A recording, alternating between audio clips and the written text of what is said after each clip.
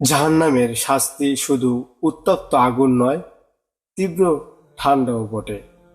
জান্নাত ও জাহান্নাম, দুই পথ, দুই পরিণাম, দুই বাসস্থান। নেককারদের জান্নাতের বিপরীতে অসৎ কর্মশীলদের জন্য রয়েছে জাহান্নাম। জাহান্নামের স্তর 7টি।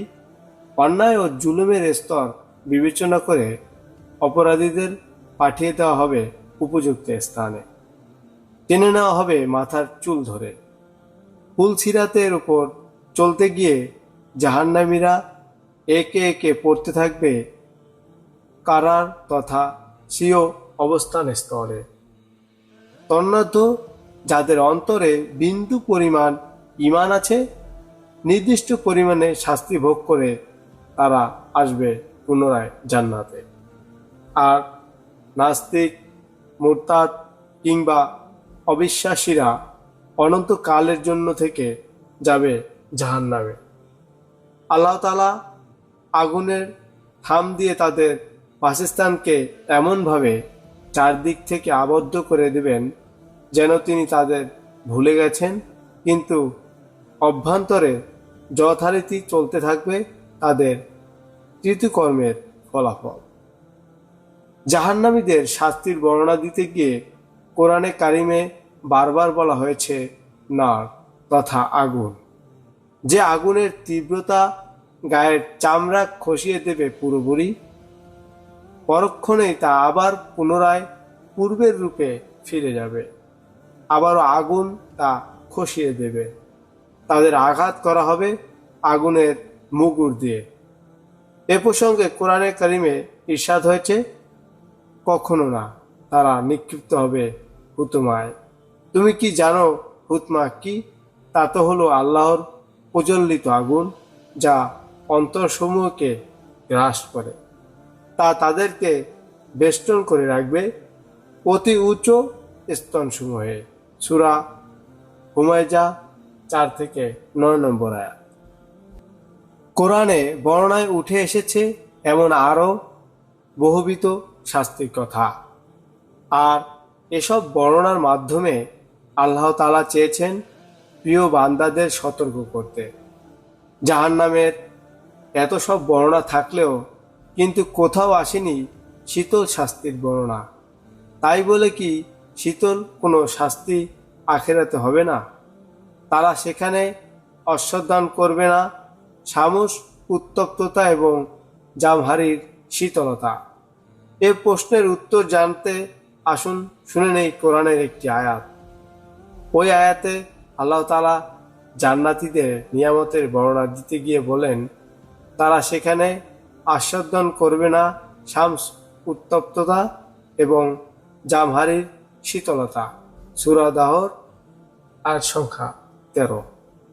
কোরআনে কারিমের ব্যাখ্যকরা এই আয়াতের ব্যাখ্যায় বলেছেন, গরমও নয়, ঠান্ডাও নয়। তফসিরে জালাইন, সাফাতু তাফসির আর জামহারির শব্দের অর্থ হলো প্রচণ্ড ঠান্ডা। আল মুজামাল ওয়াসিদ হাসিয়ায়ে বুখারী তীব্র গরম এবং তীব্র শীত অনুভূত না হওয়াকে জান্নাতীদের নিয়ামত বলা হয়েছে। এর দ্বারা বোঝা যায় উভয় অনুভূতি জাহান্নামীদের শাস্তি হবে, যা না থাকাটা জান্নাতীদের কাছে নিয়ামত মনে হবে। এবার আসি হাদিসের দিকে। সহিহ বুখারী ও মুসলিম শরীফে বর্ণিত হাদিসে এসেছে, হযরত আবু হুরায়রা রাদিয়াল্লাহু থেকে বর্ণিত, হযরত রাসূল সাল্লাল্লাহু আলাইহি সাল্লাম বলেছেন, জাহান্নাম তার রবের কাছে অভিযোগ করল, আমার এক অংশকে অপর অংশ খেয়ে ফেলছে। তখন রব্বে কারিম তাকে দুবার শ্বাস নেওয়ার অনুমতি দিলেন, একবার গ্রীষ্মকালে আর একবার শীতকালে। তোমরা গরমের যেই প্রচণ্ডতা অনুভব করো তা জাহান্নামের উত্তপ্ততা থেকে, আর শীতের যে তীব্রতা অনুভব করো তা জাহান্নামের শীতলতা জামহারির থেকে। সহিহ বুখারী ও মুসলিম শরীফের হাদিস। বর্ণিত হাদিস দ্বারা বোঝা যায় জাহান্নামের শাস্তিসমূহ থেকে শীতলতাও এক ধরনের শাস্তি। কিন্তু জান্নাতের আনন্দদায়ক অনুভূতি যেমন শোনেনি কোনো কান, দেখেনি কোনো চোখ, কল্পনা করেনি কোনো অন্তর, তেমনি জাহান্নামের শাস্তির কথা পরিমাণ দুনিয়াতে আমরা অনুভব করতে পারবো না। বস্তুত জাহান্নামের শাস্তির ভয়াবহতা মানুষের ধারণার বাইরে। এখন প্রশ্ন হতে পারে, তবে কোরআনে কোথাও কেন শীতল কোনো শাস্তির বর্ণনা আসেনি? এর উত্তরে আরেকটি আয়াত উল্লেখ করা যায়, অবাধ্যদের জন্য রয়েছে নিকৃষ্ট বাসস্থান। তারা জাহান্নামে প্রবেশ করবে, তা কতই না নিকৃষ্ট স্থান। সে আস্বাদন করুক গাছ, শাক, পুচ এবং হামিম গরম পানি, এর স্বাদ এবং একই আকৃতির আরো অনেক। সূরা সোয়াত 55 থেকে 58 নম্বর আয়াত। আয়াতে একই আকৃতির আরো অনেক অংশের ব্যাখ্যায় মুফাসসিররা বলেন, উল্লিখিত আযাবের অনুরূপ অন্যান্য আযাব, যেমন প্রচণ্ড ঠান্ডা, অতি উষ্ণ বাতাস, জাক্কুম ভক্ষণ ইত্যাদি বিভিন্ন প্রকার শাস্তি রয়েছে। সাফাতুত তাফসির। সুতরাং আয়াতে শীতলতার নেতিবাচক কোনো কিছু নেই, বরং পরোক্ষভাবে উল্লেখ রয়েছে।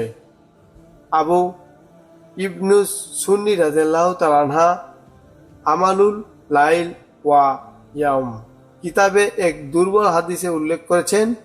তাই সাহাবী হযরত আবু সাঈদ খুদরি রাদিয়াল্লাহু তাআলা থেকে বর্ণিত, হযরত রাসূল সাল্লাল্লাহু আলাইহি সাল্লাম বলেছেন, প্রচণ্ড গরমের দিন যখন বান্দা বলে, আল্লাহ ছাড়া ইবাদতের উপযুক্ত আর কেউ নেই, আজ কি গরম, হে আল্লাহ আমাকে জাহান্নামের আগুন থেকে মুক্তি দিন, তখন আল্লাহ জাহান্নামকে বলেন, আমার এক বান্দা তোমার উত্তপ্ততা থেকে মুক্তি চেয়েছে, তুমি তোমাকে সাক্ষী রাখছি, আমি তাকে তা থেকে মুক্তি দিলাম।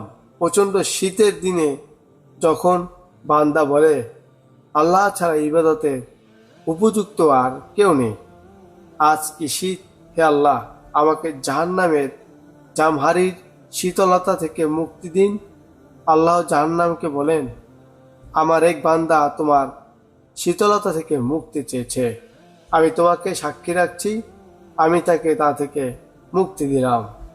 সাহাবে একরাম জানতে চাইলেন, ইয়া রাসূলুল্লাহ জামহারির কি? তিনি বললেন, একটি ঘর যাতে কাফেরদের নিক্ষেপ করা হবে, তা দেহ এক অংশকে আরেক অংশ থেকে পৃথক করে ফেলবে। আল্লাহ প্রত্যেক মুসলমানকে জাহান্নামের আগুন ও কষ্টদায়ক শীতলতা থেকে মুক্তি দান করুন, আমিন। সুপ্রিয় শ্রোতাবৃন্দ, আজকে পর্যন্তই জাহান্নাম সম্পর্কে জানতে পারলাম, কারা কারা বিশেষ করে জাহান্নামে বেশি যাবে। আজকে পর্যন্তই, সবাই ভালো থাকুন, সুস্থ থাকুন। আসসালামু আলাইকুম ওয়া রাহমাতুল্লাহি ওয়া বারাকাতুহু।